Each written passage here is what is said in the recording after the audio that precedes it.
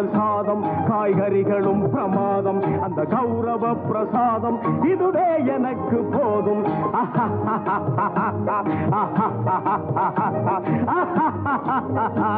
Hi friends, welcome to Alli's Darbar. இந்த நாள் இனிய நாளாக அமைய வாழ்த்துக்கள். நார்த்தங்காயை பார்த்ததுமே கண்டுபிடிச்சிருப்பீங்க. நார்த்தங்காய் ஊறுகாய் தாங்க போட போகிறேன். எனக்கு ஒரு 4 நார்த்தங்காய் கிடச்சிது.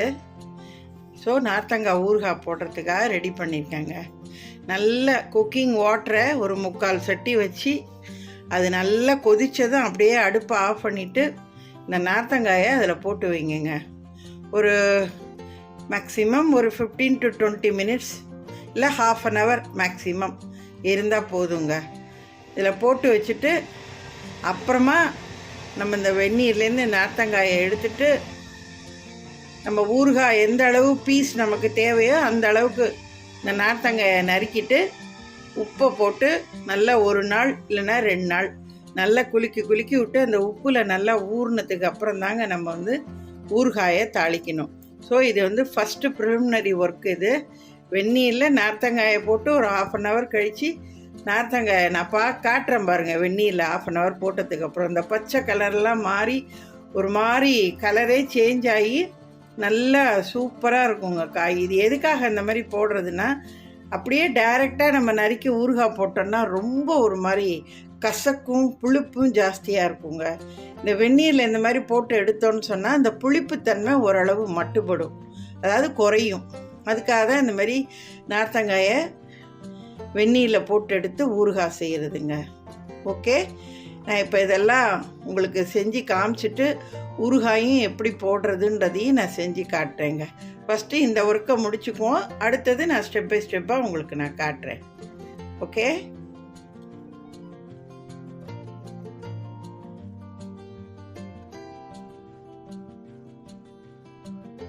இப்போ பாருங்கங்க, நான் இந்த நார்த்தங்காய் இந்த வெந்நீரில் கிட்டத்தட்ட ஒரு ½ அன் ஹவருக்கு போல் போட்டு வச்சுருந்ததை நான் போடும்போது எவ்வளோ பச்சை பச்சேன்னு இருந்தது பாருங்கள்.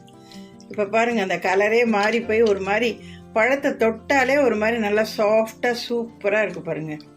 அவ்வளோதாங்க. இப்போ இந்த நார்த்தங்காயை நம்ம விருப்பமான ஷேப்பில் நறுக்கிக்கணும். நறுக்கும்பொழுது அந்த ஜூஸு கொட்டை இதெல்லாம் வரும். இந்த நார்த்தங்காய் கொட்டையை மட்டும் எடுத்துகிட்டு அந்த ஜூஸ் எல்லாம் கீழே ஊற்றிடாதீங்க. அப்படியே ஏதாவது இந்த மாதிரி ஒரு மண் சட்டியிலங்க இந்த நார்த்தங்காய் நறுக்கினது எல்லாத்தையும் சேர்த்துட்டு அந்த நார்த்தங்காய் எவ்வளோ இருக்கோ அந்த அளவுக்கு கண் திட்டமாக கொஞ்சமாக இதில் உப்பை சேர்த்து நல்லா பெசரி விட்டு நல்லா குலுக்கி விட்டு அப்படியே ஒரு தட்டை போட்டு மூடி வைங்க. ஒரு 2 நாள் நல்லா அந்த உப்புலேயே ஊறட்டும். இல்லை நீங்கள் வெயிலில், இப்போ வெயில் ஆரம்பிச்சிடுச்சு, நீங்கள் வெயிலில் கொண்டு வச்சு ஒரு 2 நாள் இல்லை 3 நாள் நல்லா குலுக்கி வச்சிங்கன்னா இந்த உப்பு பூரா இந்த நார்த்தங்காயில் இறங்கி சூப்பராக இருக்குங்க. இந்த தண்ணி கிண்ணிலாம் நல்லா சுண்டி போய் ஜம்முன்னு இருக்கும். நான் அந்த ஸ்டேஜ் வந்ததுக்கப்புறம் உங்கள்கிட்ட காமிச்சிட்டு இந்த ஊறுகாயை எப்படி தாளிக்கிறதுன்னு நான் தாளித்து காட்டி நார்த்தங்காய் ஊறுகாயை உங்களுக்கு செஞ்சு காட்டுறேங்க. நான் எனக்கு என்னென்ன ஊறுகாய் தெரியுமோ அது எல்லாத்தையும் நான் உங்களுக்கு ஒன்றா நான் செஞ்சு காமிச்சு வீடியோ போடுறேங்க. ஓகே, லாஸ்ட் டைம் நான் எலுமிச்சம் ஊறுகாய் போட்டிருந்தேன், நல்ல ரெஸ்பான்ஸ் இருந்தது. அதோட லிங்க்கையும் இந்த டிஸ்கிரிப்ஷன் பாக்ஸில் நான் கொடுக்குறேன், நீங்கள் அதை செக் பண்ணிக்கோங்க.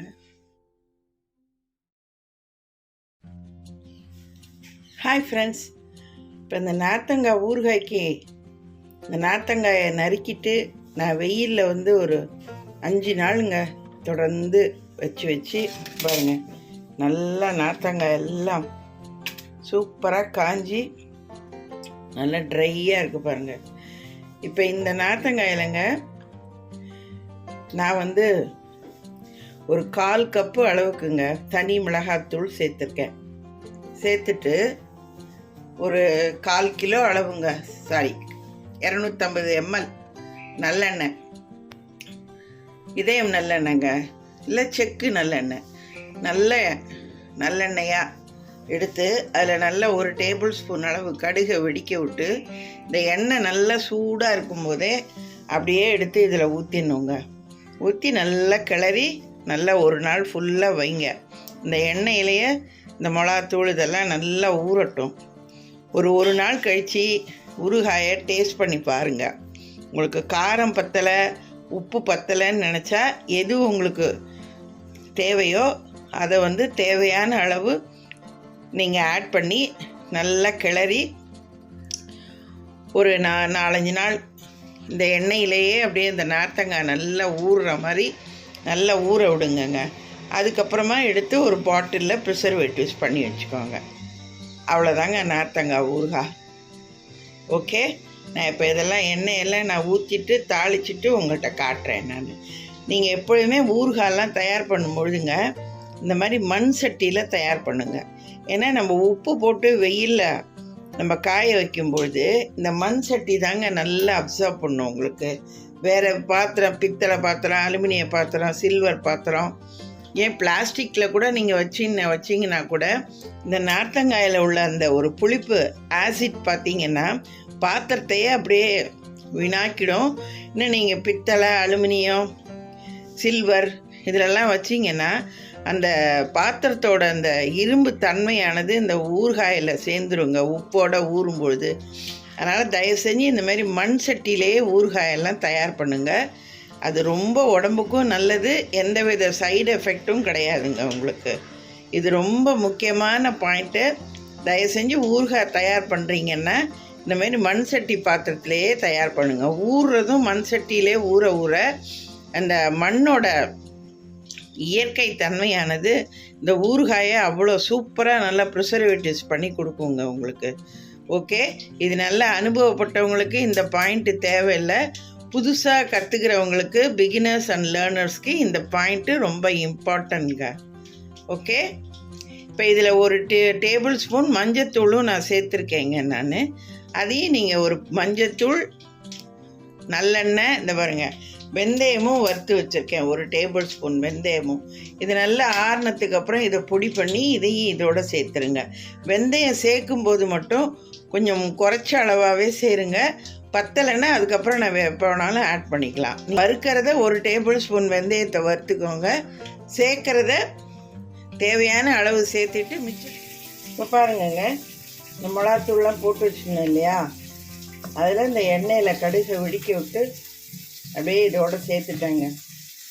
அவ்வளோதாங்க, ஊறுகாயே முடிஞ்சு போச்சு ப்ரிப்பரேஷனு. ஓகே, இப்பொழுதைக்கு இந்த எண்ணெய் போதுங்க.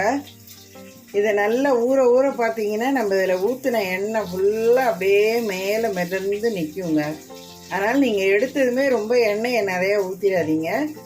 குறைச்ச அளவே எண்ணெயை ஊற்றி தாளித்து இதில் போடுங்க.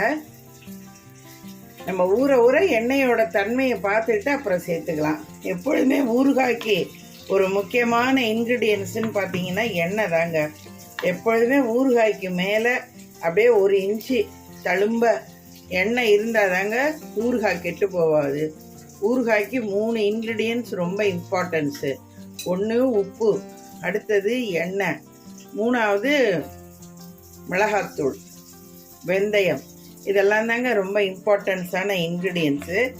அதனால் ஃபஸ்ட்டு எல்லாம் ஓரளவு குறைச்சலாகவே போடுங்க. அப்புறம் ஊறுகாயை நீங்கள் டேஸ்ட் பண்ணி பார்த்துட்டு அதுக்கப்புறம் உங்களுக்கு எது தேவைன்னு தோணுதோ அதை மட்டும் ஆட் பண்ணிக்கோங்க. ஓகே, ஆனால் எடுத்ததுமே ஃபஸ்ட்டு நல்லா கரெக்டாக எல்லாத்தையும் மெஷர்மெண்ட் பண்ணி நீங்கள் போட்டுட்டிங்கன்னா அடுத்தது எதையும் சேர்க்கணுங்கிற அவசியமே இருக்காது. ஓகே, இப்போ இதில் எல்லாம் நான் தாளித்து ரெடி பண்ணிட்டேன். இப்போ வெந்தய பொடி மட்டும்தான் நான் ஆட் பண்ணணும். இப்போ இன்றைக்கி இது ஒரு நாள் நல்லா ஊறட்டும். நாளைக்கு திருப்பி நான் உங்களுக்கு காட்டுறேன். காமிச்சிட்டு அதுக்கப்புறம் நம்ம வெந்தய பொடி ஆட் பண்ணிக்கலாங்க.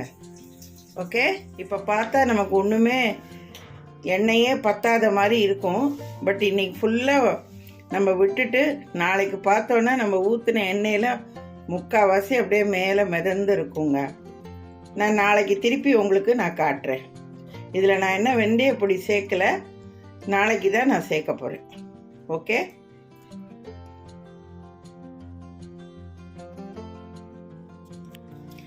இப்போ பாருங்கங்க, நான் ஒரு நாள் ஃபுல்லாக விட்டுட்டேன் எண்ணெயை ஊற்றி. இங்கே பாருங்கள், நம்ம ஊற்றின எண்ணெய் ஃபுல்லாக அப்படியே கக்கிக்கிட்டு நல்ல ஓரெல்லாம் அப்படியே மிதந்து இருக்குது பாருங்கள். இப்போ ஊறலை இன்னும் நார்த்தங்காய் ஊற ஊற தான் இன்னும் ரொம்ப சாஃப்டாக ஆகிடும் உங்களுக்கு.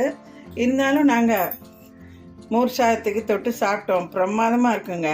நான் உங்கள்கிட்ட சொன்ன மாதிரி வெந்தய பொடி இன்னும் சேர்க்கலன்னு சொன்னேன் இல்லையா, ஒரு 2 டேபிள் ஸ்பூன் வெந்தயத்தை நல்லா வறுத்துட்டு இந்த மாதிரி பொடி பண்ணி வச்சுருக்கேங்க. இந்த பாருங்கள், இந்த மாதிரி ஒரு குட்டி ஸ்பூனால் ஒரு ஸ்பூனுங்க நல்ல கோபுரமாக அளந்த மாதிரி அப்படியே போட்டுங்க. சும்மா ஒரு பிஞ்சு வேணால் இன்னும் கொஞ்சம் சேர்த்துங்க, அவ்வளோதாங்க. வெந்தய பொடி சேர்த்தாச்சு. இதை திருப்பி நல்லா கலக்கி விட்டுட்டு இதுவும் ஒரு நாள் 2 நாள் நல்லா அந்த வெந்தயத்தில் ஊறட்டும். அதுக்கப்புறம் நீங்கள் ஏதாவது ஒரு கண்ணாடி பாட்டிலில், தயவு செஞ்சு கண்ணாடி பாட்டில் இல்லைன்னா பீங்கா ஜாடி இல்லைன்னா செராமிக் ஜாடி அந்த மாதிரி ஏதாவது ஒன்றில் மட்டும் ஊறுகாய் எடுத்து. எனக்கு தெரிஞ்சு எங்கள் வீட்டில் நாங்கள் வழக்கமாக ஒரு சம்மருக்கும் ரெகுலராக எப்படி நான் ஊறுகாய் போடுவேனோ அதே மாதிரி தான் போட்டு உங்களுக்கு காமிச்சிருக்கேன். லெமன் ஊறுகாயும் நான் லாஸ்ட் இயர் போட்டு நான் அதை உங்களுக்கு போஸ்ட் பண்ணியிருக்கேன். அதோட லிங்க்கையும் நான் கொடுக்குறேன். ஆவக்காய் ஊறுகாயும் போட்டு அதோட லிங்க்கையும் நான் உங்களுக்கு கொடுக்குறேன். இந்த சம்மரில் இந்த நார்த்தங்காய், எலுமிச்சங்காய், ஆவக்காய், உங்களுக்கு என்னென்ன ஊறுகாய் பிடிக்குமோ அது எல்லாத்தையும் நீங்கள் அழகாக செஞ்சு எடுத்து வச்சுட்டு சாப்பிடுங்க.